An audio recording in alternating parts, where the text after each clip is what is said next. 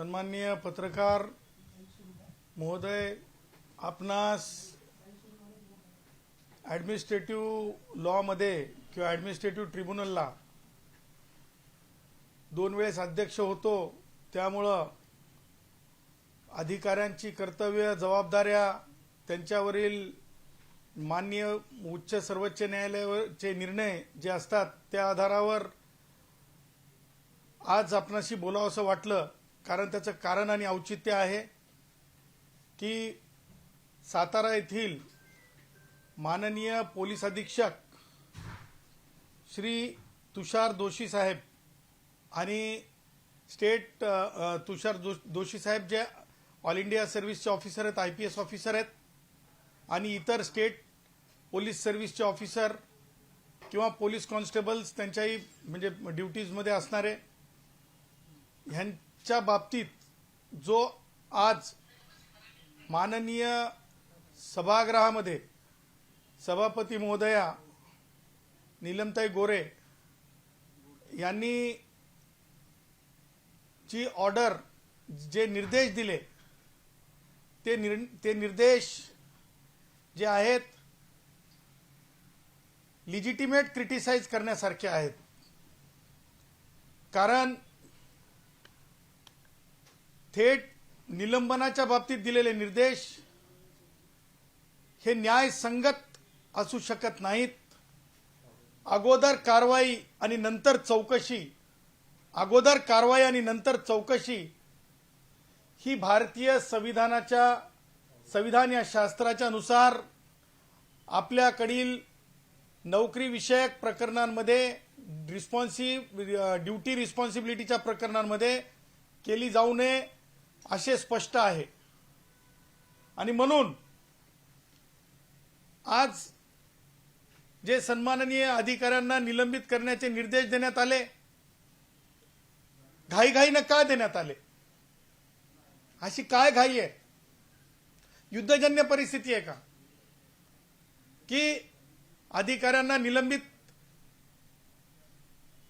प्राथमिक चौकशीच्या अगोदर अधिकाऱ्यांना निलंबित नैसर्गिक न्यायाचा निपटारा नैसर्गिक न्याय लक्षात न घेता अधिकाऱ्यांना निलंबित कोणतीही डिपार्टमेंटल इन्क्वायरी कॉन्टम्प्लेट होण्याच्या अगोदर करणं हे भारतातील दत्तोपंत ठेंगडी यांच्या विचाराचा कष्टकरी कर्मचारी अधिकारी भारतरत्न डॉक्टर बाबासाहेब आंबेडकरांच्या विचाराचा जो अधिकारी आहे, कर्मचारी आहे, कष्टकरी आहे, तो कधीही मान्य करणार नाही। आणि हे लिजिटिमेट क्रिटिसिझम आहे, निर्णय चुकीचा आहे, तशा प्रकारचे निर्देश देणं योग्य नाहीत। पहिला मुद्दा कायदेशीर all India service discipline and appeal rules 1969 चे रूल 3 मध्ये निलंबित कोण केलं जाऊ शकतंय हे स्पष्ट आहे। त्याच्यातली पहिला पार्ट म्हणजे विभागीय चौकशी कार्यान्वित आहे का गंभीर बाबीसाठी, विभागीय चौकशी कार्यान्वित आहे का गंभीर बाबीसाठी, 1 2 एखादा गुन्हा दाखल झालेला आहे का एखाद्या प्रकरणामध्ये गंभीर बाबीसाठी एखाद्या अधिकाऱ्याच्या विरुद्ध, हे नसताना माननीय ज्या प्रकारे तुषार दोशी साहेबांना निलंबित करा असे निर्देश दिले हे न पटणारे आहेत, अनाकलनीय आहेत। कारण लक्षात घ्या, 2 गोष्टी घडत होत्या सभागृहामध्ये, 3 गोष्टी घडल्या सभागृहात। न्यायाधीश माननीय आणि मान्य सभापती यांच्या निर्णयाच्या यांच्या कार्यप्रणालीच्या बाबतीमध्ये नेहमी विश्वासार्हताच असली पाहिजे, नेहमी विश्वासार्हता असली पाहिजे।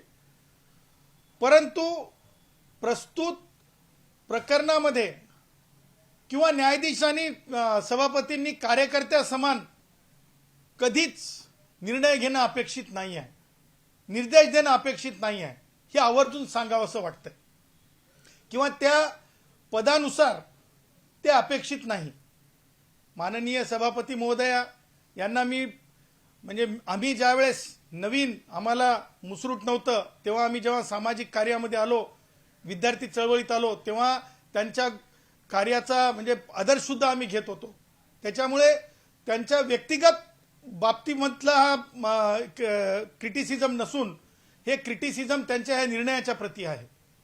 आणि तीन ज्या गोष्टी घडत होत्या त्या तीन कोणत्या गोष्टी आहेत तर सभापती महोदया ज्या वेळेस त्यांना ही माहिती समजल्याच्या नंतर त्या उठून उभ्या राहिल्यात. मानवी दृष्टिकोन आहे, उभं राहून ऐकण्यासाठी कुणाचे बंधन नाही. परंतु ज्या गडबडीनं ज्या घाईघाईनं त्यांनी सांगून टाकलं की म्हणजे त्यांनी एकतर मान्य केलं की कालपर्यंत सुट्ट्या होत्या म्हणून कोणती चौकशीच्या बाबतीत निर्णय सरकारच्या वतीनं झाला नाही. मग सरकारच्या वतीनं काय होतंय, काय चौकशी कॉन्टम्प्लेट होते त्याच्या अगोदरच सभापती महोदयांनी सांगून टाकलं की ह्या प्रकरणामध्ये निलंबनाचे निर्देश एक्झिक्यूट करण्यासाठी. आता मला एक सांगा, दुसऱ्या बाजूला सन्माननीय मंत्री गोरे साहेब त्यांनी दुसरी वस्तुस्थिती सांगितली. ती वस्तुस्थिती त्यांनी सांगण्याच्या अगोदर सभापती महोदय काय म्हणतायत, परत गडबड, घाई. कायद्याची प्रक्रिया राबवणाऱ्या व्यक्तींनी कधीच घाईघाईने निर्णय करणं, एक्सपिडाइटली करणं अपेक्षित आहे. परंतु कुणाच्या तरी नैसर्गिक न्यायाचं पतन होईल असं होता कामा नये. सभापती महोदयांच्या समोर माननीय गोरे साहेब मंत्री महोदय म्हणत होते की कशा प्रकारे कोण मंत्री गेट उघडून जबरदस्तीमध्ये आले, ती चौकशी व्हायला नको का? ते चौकशीचं कारण असू शकत नाही का? पोलिसांना शिवीगाळ झाली तर ते माणसं नाहीत का? पोलीस शिपाई आमची माणसं नाही आहेत का? त्यांना ह्युमन राईट्स नाही आहे का? त्यांना फंडामेंटल राईट नाही का? पोलीस अधीक्षकांना फंडामेंटल राईट नाही का? पोलीस अधीक्षकांना भारतीय संविधानाचं आर्टिकल 311 लागू नाही का?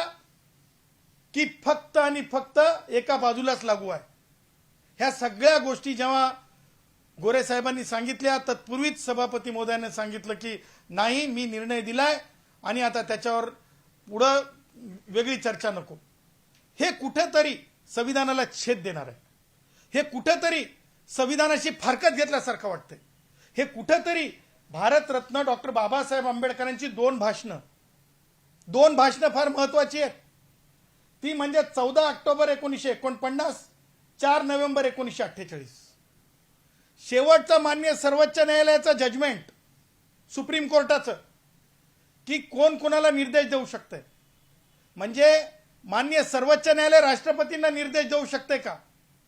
त्या प्रकारचा तो निर्णय आहे की एखाद्या प्रकरणामध्ये, ते अधिकाऱ्यांच्या चौकशीच्या प्रकरणामध्ये किंवा एखाद्या रेझोल्युशनच्या प्रकरणामध्ये. आज प्रस्तुत प्रकरणात एक मोठी गलत ही होतीये. सरकारने चौकशी कॉन्टम्प्लेट करण्याच्या अगोदर निलंबन, प्रिलिमिनरी इन्क्वायरीच्या अगोदर निलंबन, आणि सभापती महोदयांनी स्वतःच सांगणं की हे निर्देशित करत आहे निलंबन. हे गव्हर्नर साहेबांचे जे अधिकार आहेत आर्टिकल 166 खाली, ते अधिकार फक्त एखादी इन्क्वायरीवर एखादं निलंबन किंवा एखादी कारवाई कॉन्टम्प्लेट करू शकतात. सभापती महोदय डायरेक्ट गव्हर्नर साहेबांना निर्देशित करू शकतात का? किंवा सभापती महोदय डायरेक्ट असा निर्णय घेऊ शकतात का? एवढा जरी कोणाकडून अभ्यास झाला असता किंवा अभ्यासपूर्ण निर्णय झाला असता तर फार बरं झालं असतं. तिसरी बाब जी मला महत्वाची सांगायची आहे ती अभ्यासपूर्ण झालेली आहे. माननीय मुख्यमंत्री महोदयांनी एका बाजूला सभापती महोदयांनी सांगितलं निलंबन, माननीय मुख्यमंत्री महोदयांनी माननीय उपमुख्यमंत्री एकनाथरावजी शिंदे साहेब बोलल्यानंतर जे निर्देश दिले, जे सांगितलं सभागृहाला की चौकशी करू, चौकशी होणं अभिप्रेत आहे. या देशात चौकशीच्या आधी फाशी, चौकशीच्या आधी शिक्षा अशी या देशाची परंपरा नाही. म्हणून माझं असं म्हणणं आहे की काही वेळेस तर 3 मंत्री महोदय, जसं पाटील साहेब मंत्री महोदय, मला उदय सामंतांचं भाषण ऐकायला मिळालं नाही, परंतु एवढे गाडी पुढे गेली माननीय आमदार महोदयांनी की बडतर्फ करा. मी तुम्हाला डंके की चोट पे सांगू इच्छितो, मी विधिशास्त्राचा विद्यार्थी म्हणून सांगू इच्छितो, ऍडमिनिस्ट्रेटिव्ह ऍडव्होकेसी मधला वकील म्हणून सांगू इच्छितो, संविधान पीठासमोर अनेक प्रकरण चालवलेला एक छोटा वकील या भारत मातेचा म्हणून सांगू इच्छितो की ह्या प्रकरणामध्ये बडतर्फी होऊ शकत नाही, बडतर्फी होऊ शकत नाही, बडतर्फी होऊ शकत नाही. अरे चार्ज माहित नाही, अरे चौकशीचा अधिकारी नाही आणि सभागृहामध्ये बडतर्फी करायचा निर्णय घ्या. हे अत्यंत चुकीचं होत गेलेलं आहे. काही जणांनी तर मागणी केली की जिल्हाधिकाऱ्यांना सुद्धा बदली करा. का? अधिकारी सोयीचे पाहिजेत का? मला एक सांगा की ज्या प्रकारे महाराष्ट्रामध्ये पोलीस अधिकारी कर्तव्यदक्षपणे काम करत आहेत, यापूर्वीचेही सरकार पाहिले, तसं होताना दिसत नव्हतं. मुसक्या बांधल्या जातात, ताबडतोब जेलमध्ये पाठवलं जात आहे. अन्याय अत्याचाराचे प्रकरण जेव्हा होत आहेत तेव्हा हे कौतुकास्पद आहे. परंतु लेजिस्लेचरनी फ्रॉड विथ द कॉन्स्टिट्यूशन ठरतोय की एखादी ड्यू प्रोसेस न फॉलो करता, फ्रॉड विथ द कॉन्स्टिट्यूशन ठरतंय ड्यू प्रोसेस फॉलो न करता एखाद्यांना शिक्षेसाठी उभं करणं. आणि म्हणून मी सभापती महोदय, न्यायाधीश ज्या प्रकारे रिव्ह्यू करत असतात स्वतःच्या निर्णयाचं, आम्ही वाट पाहत आहोत. आज संध्याकाळपर्यंत तरी त्या बैठक घेतील त्यांच्या कक्षामध्ये आणि त्यांनी घेतलेल्या निर्णयाच्या बाबतीमध्ये अत्यंत नम्रपणे सांगतो, ॲडव्होकेट जनरलांची त्यांनी एक बाजू ऐकून घ्यावी, कायदेशीर बाजू, कारण त्यांच्याकडे मान्य ॲडव्होकेट जनरल आहेत. त्याचबरोबर जर एवढंच गडबडीनं काय असेल तर एक विध पद्धती आहे, ते न करता त्यांनी घेतलेला जो निर्णय आहे ते आज संध्याकाळपर्यंत त्यांनी मागे घ्यावा, अशी मी त्यांना नम्रपणे याचिका करतो, मी त्यांना नम्रपणे विनंती करतो. आणि जर अधिकाऱ्यांच्या बाबतीत केवळ अधिकारी मर्जीत काम करतात किंवा करत नाहीत म्हणून आपण त्यांना बडतर्फीपर्यंत मागणी करू, असं जर होत असेल तर अशा प्रकरणांमध्ये मान्य उच्च न्यायालयामध्ये, वेळप्रसंगी सर्वोच्च न्यायालयामध्ये पोलीस शिपाई असतील सन्माननीय, किंवा पोलीस अधीक्षक असतील, किंवा कोणीही कर्मचारी असतील, जिल्हाधिकारी असतील, कुणासोबत सुद्धा अन्याय खपवून घेतला जाणार नाही. त्या बाबतीमध्ये संविधानाच्या ताठरतेनं, संविधानाच्या लवचिकतेनं त्यांच्या बाजूनं जनहितार्थ लढा लढला जाईल. कारण यापूर्वी सुद्धा जनहितार्थ तशा प्रकारचे लढे लढले गेलेले आहेत. यापूर्वी विलासराव देशमुख मुख्यमंत्री असताना सानंदाच्या केसमध्ये थेट हस्तक्षेप करणं हे माननीय मुख्यमंत्री म्हणून तत्कालीन विलासराव देशमुखांना सुद्धा कोणत्या अर्थाचं झालं होतं हे सुद्धा तपासून पाहणं आवश्यक आहे. आणि त्यामुळं या प्रकरणामध्ये अधिकाऱ्यांवर निलंबनापर्यंत नेऊन उभं करणं आणि त्यांची नको असणारी परीक्षा घेणं, प्रभू श्री रामांच्या बाबतीतले विचार जसे मर्यादा पुरुषोत्तम विचार म्हणून आपण पाहतो, तसेच भारतीय संविधानाचे विचार, भारतीय संविधान हे मर्यादा पुरुषोत्तम आहे.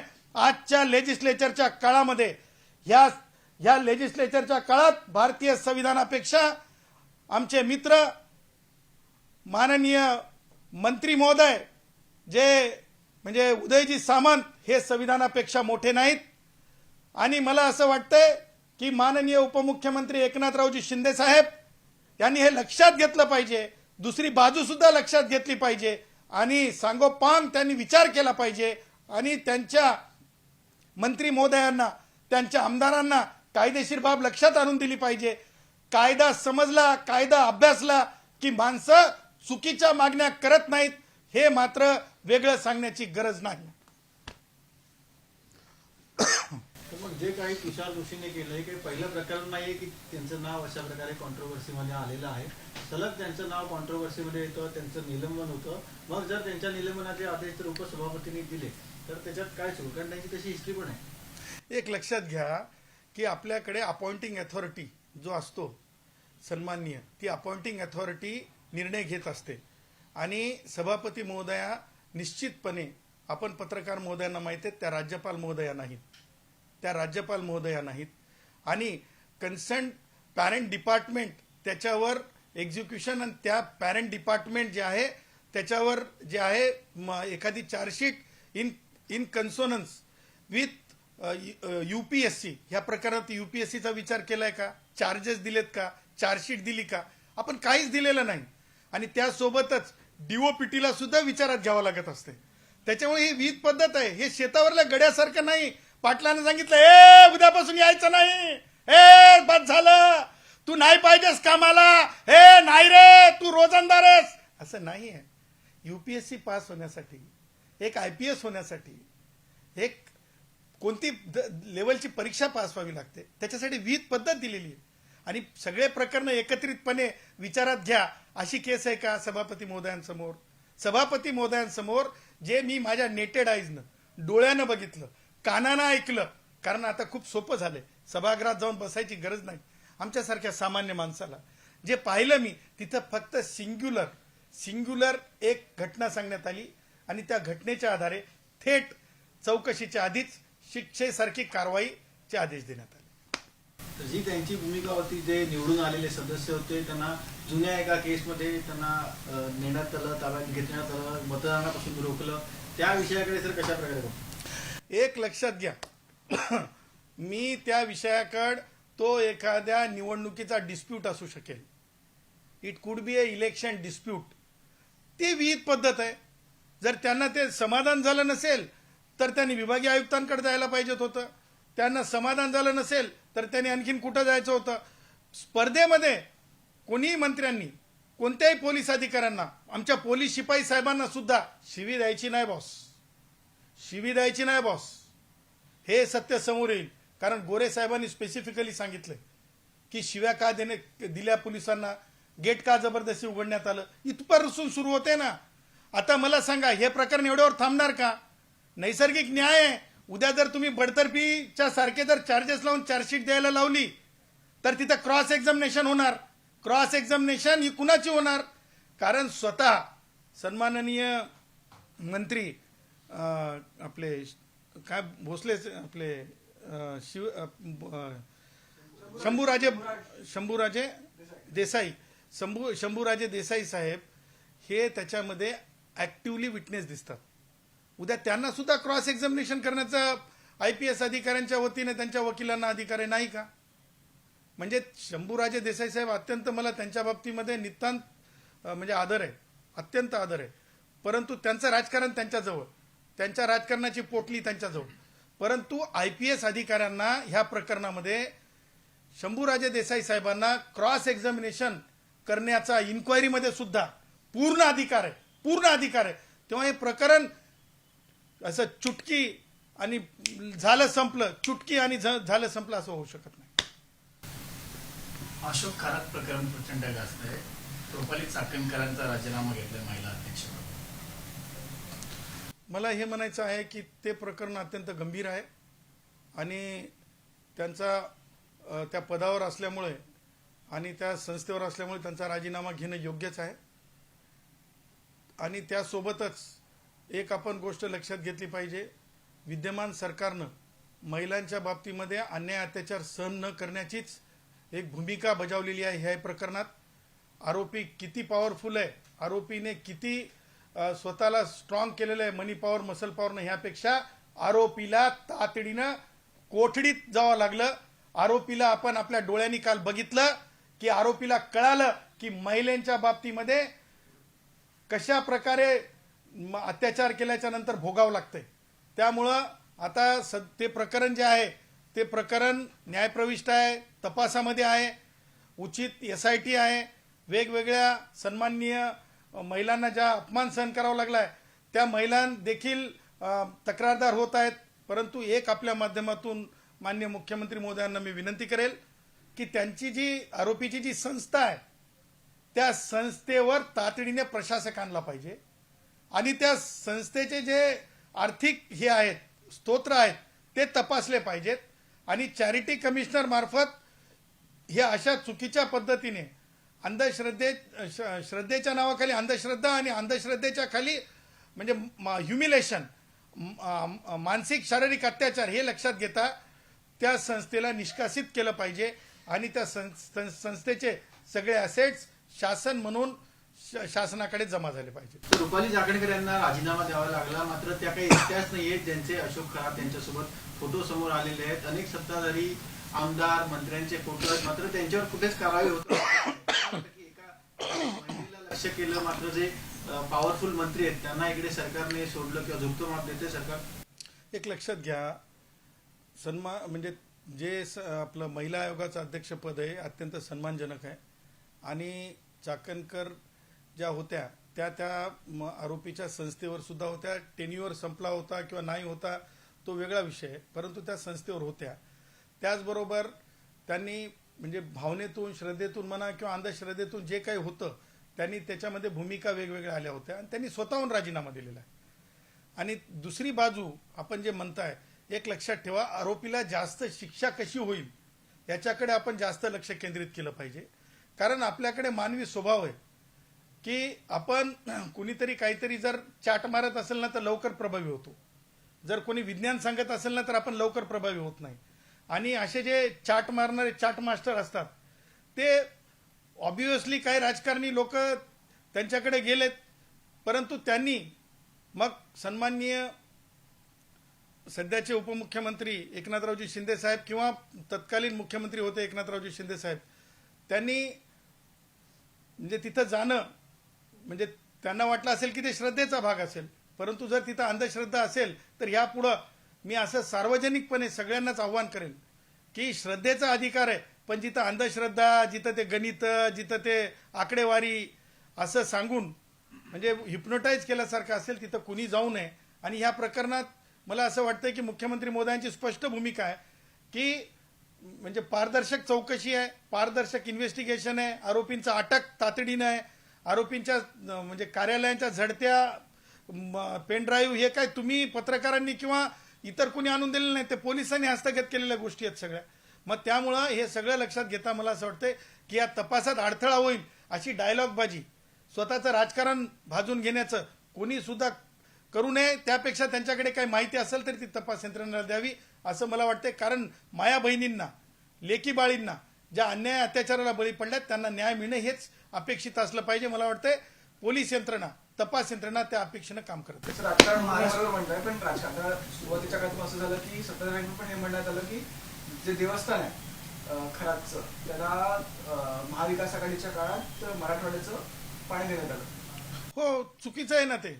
जर समजा आमच्या मराठवाड्यातलं पाणी जर चुकीच्या पद्धतीनं किंवा कोणत्या विभागातलं पाणी चुकीच्या पद्धतीनं त्या आरोपित असलेल्या व्यक्तीला फेवर करून देण्यात आलं तर तत्कालीन मुख्यमंत्री हे होते ना, उद्धव ठाकरे होते ना, तर त्यांनी त्यांची भूमिका सांगावी की त्यांनी कोणत्या अंधश्रद्धेपोटी ते दिलं, त्यांना सांगणं आवश्यक आहे ना.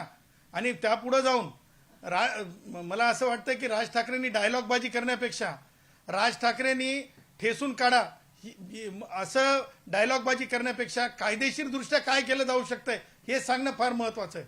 नाहीतर काय होतं माहितीये का, ही तुमच्या माध्यमांसमोर ही डायलॉगबाजी ही उल्लडबाजी सारखी होऊन गेलेली आहे. कुणीतरी अत्याचारित महिला म्हणजे आपल्याला न्याय कसा मिळेल याची वाट बघत आहेत, दुसरीकडं कुणी काय डायलॉग मारतंय, कुणी काय डायलॉग मारतंय, ह्या सगळ्या डायलॉग कुणीतरी एकानी तर मी ऐकलं की म्हणे कस्टडीमध्ये त्याचा मृत्यू होईल.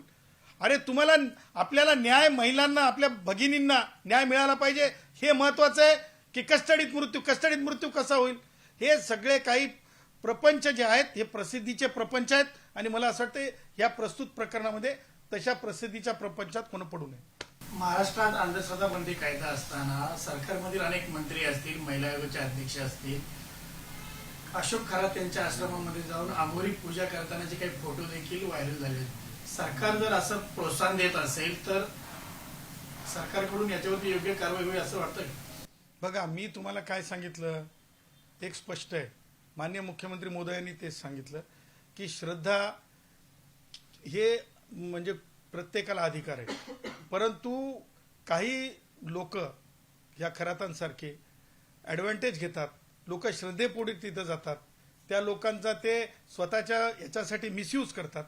आणि ह्या प्रकरणामध्ये आता ओपन फाईल आहे, जे कोणी इन्वॉल्ड असेल चुकीच्या अंधश्रद्धेच्या कार्यामध्ये मला नाही वाटत की कोई बख्शा जाएगा, मुझे नहीं लगता कोई बख्शा जाएगा, मुझे नहीं लगता कोई बख्शा जाएगा. पण नेते मंत्री असतील तरी त्यांच्यावरती कारवाई करावी. मी काय सांगतो, मी काय सांगतो, पोलीस यंत्रणा जेव्हा तपास करते तेव्हा कोणी मंत्री पोलीस यंत्रणेला तपासामध्ये हस्तक्षेप करू शकत नाहीत.